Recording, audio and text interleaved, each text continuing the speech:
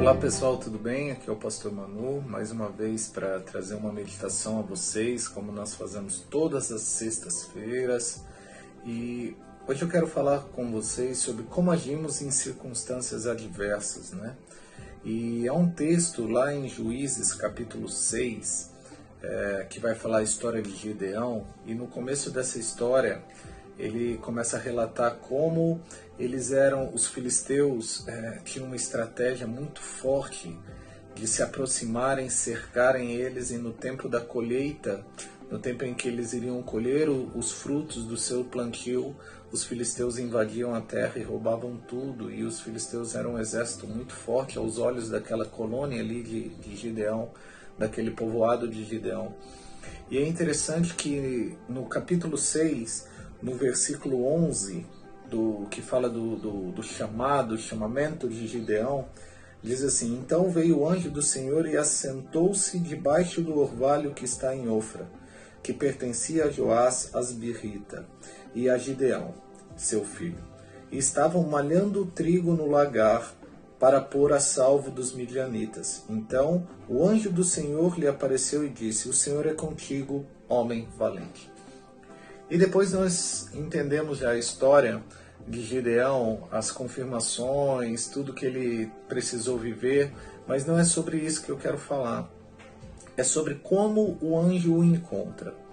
E se você reparar nesse texto, principalmente no versículo 11, vai dizer que Gideão estava malhando trigo no lagar, ou seja, pelo medo, pela opressão, pelos riscos que faziam com a sua plantação, aquele povo estava deixando de viver o que era normal, o que era natural, e tendo que viver algo diferente daquilo por causa do medo, para proteger a sua plantação, de medo, fazendo coisas escondidas. Eles estavam malhando trigo no lugar onde era para ser cultivado o extrato da uva.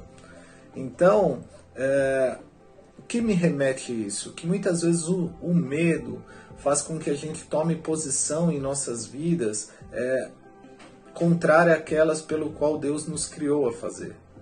Às vezes nós começamos a nos render à mentira, às vezes a gente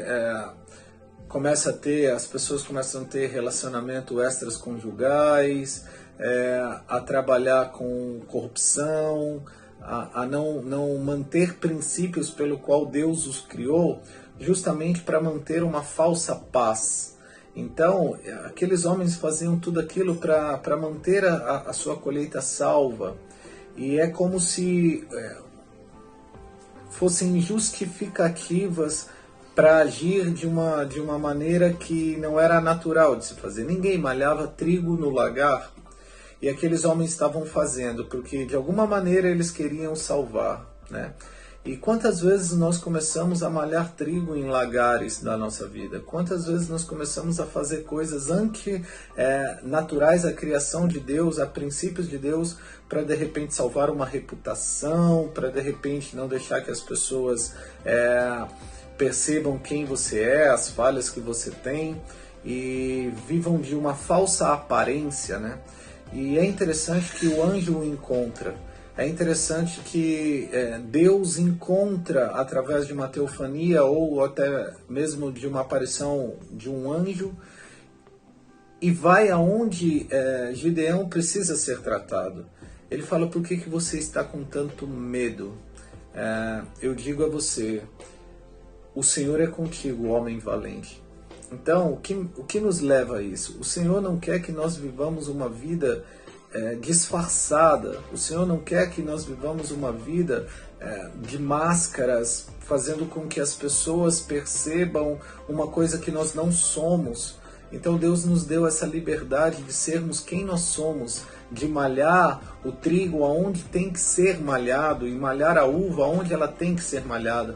É a viver a nossa vida sim, sim, não, não, viver a nossa vida real em Deus, com as nossas falhas, com as nossas maneiras, mas para isso nós temos que entender aquilo que o anjo vem trazer através de Gideão. Depois nós vemos que Gideão demorou para entender isso, mas há uma frase aqui que eu sinto que está fazendo para que a nossa identidade seja reafirmada.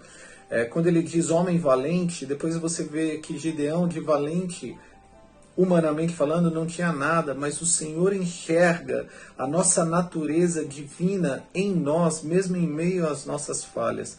Então, com isso, nos dá a convicção de não querermos colocar o que temos mais precioso em algum lugar que não seja verdadeiro. Você pode ser verdadeiro com Deus, você pode demonstrar suas fraquezas, as suas falhas, os seus medos, mas as circunstâncias não podem fazer você viver uma vida dia após dia incompleta, escondendo. Então, o Senhor Jesus está na nossa vida hoje nos dizendo: ser forte, ser valente, porque eu sou contigo. Então, mesmo que você não consiga entender ainda, creia que o que o Senhor não quer é que você viva só uma vida de aparência, que você consiga o encontrar no meio de todo esse medo, que você consiga ouvir a voz dele, em nome de Jesus. Então essa palavra eu queria deixar para que você meditasse nela, que Deus abençoe sua vida e até a próxima sexta. Deus abençoe vocês.